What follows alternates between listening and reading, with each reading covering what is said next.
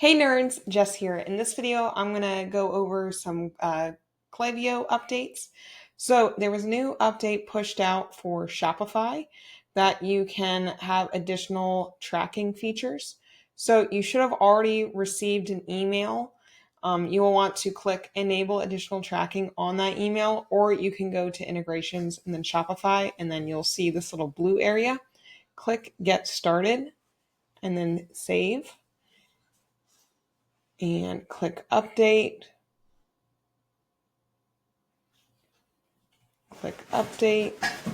and now the integration has been updated. So what this is going to allow you to do is to have collection browse abandonment and search abandonment flows. So now when you go to flows and let's just go to view all ideas and search collections. Now you'll see abandoned collection flow. And we have search abandonment flow.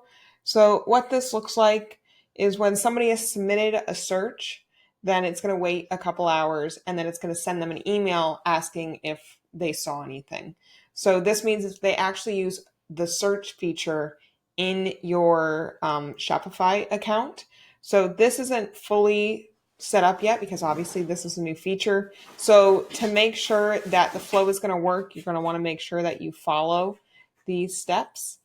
But yeah, so if you're on Shopify and you use Klayvio, make sure that you enable this now because obviously the more data that you can get, the more beneficial that is for you later on.